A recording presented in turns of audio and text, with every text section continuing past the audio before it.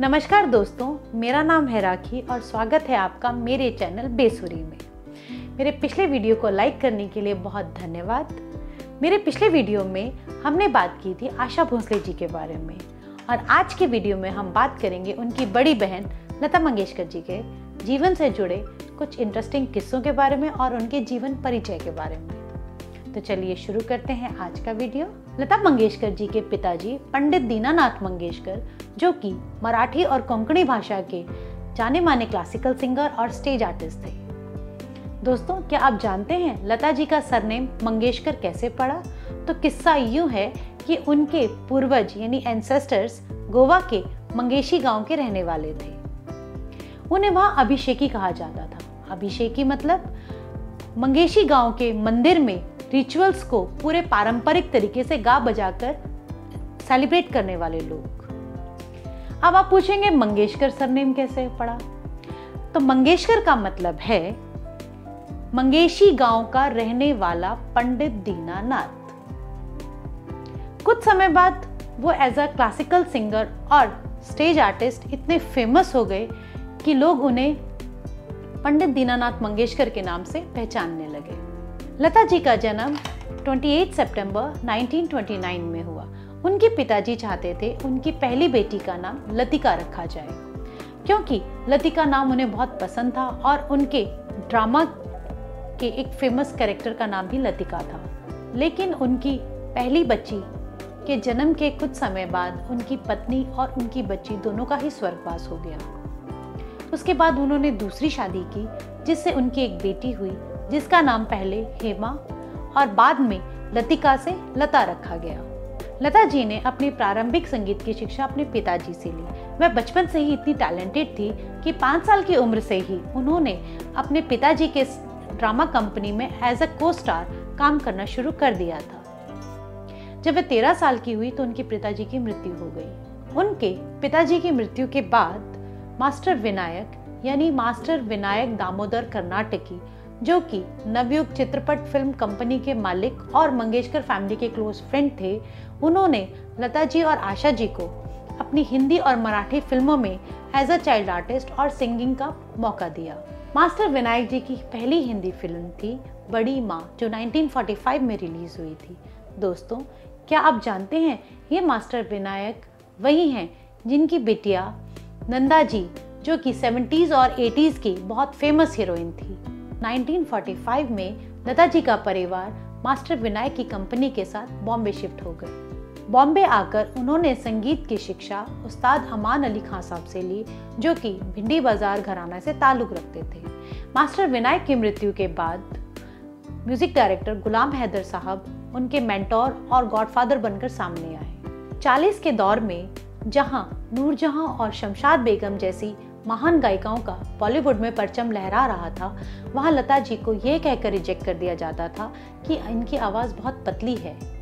उनके शुरुआती दौर में एक बार दिलीप कुमार साहब जी ने भी उन्हें यह कहकर रिजेक्ट कर दिया था कि ये लड़की मराठी है, हिंदी और उर्दू के शब्दों का तलफ़ुज़ यानी शब्दों को ठीक से प्रोनाउंस नहीं कर पाएगी। इसके बाद लता जी ने उर्दू के टीचर, जिनका नाम शफी था, उनसे उर्दू के लेसन्स लिए और अपना तलफ़ुज़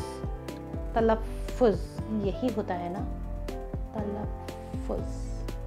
उस दौर में सिर्फ गुलाम हैदर साहब ही थे जिन्होंने लता जी को पहला major break as a solo song दिया, दिल मेरा तोड़ा मुझे कहीं का ना छोड़ा, फिल्म मजबूर 1948।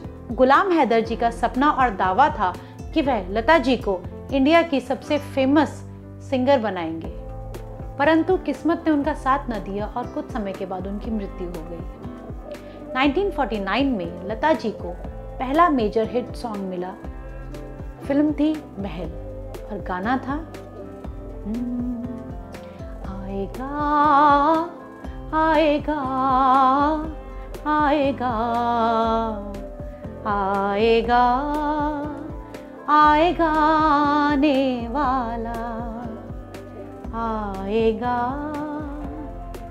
आएगा आने वाला। इस गाने ने उन्हें बॉलीवुड में पहचान दिलाई और इसके बाद लता जी किसी पहचान की मोहताज नहीं रही। गुलाम हैदर जी का सपना तो पूरा हुआ, पर अफसोस वे लता जी की इस कामयाबी को सेलिब्रेट ना कर सके।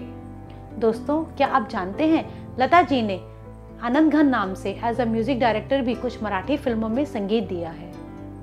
यूँ तो उन्होंने सभी प्रकार के गाने गाए हैं, जैसे भजन, क्लासिकल, सेमी क्लासिकल, ठुमरी, पंजाबी फोक सॉन्ग, हीर भी गाया है और उन्होंने एक कैबरे सॉन्ग भी गाया है। लगभग 8 दशकों तक उन्होंने सभी भाषाओं में गीत गाए और लगभग सभी दिग्गज म्यूजिक डायरेक्टर्स और सिंगर्स के साथ काम भी किया।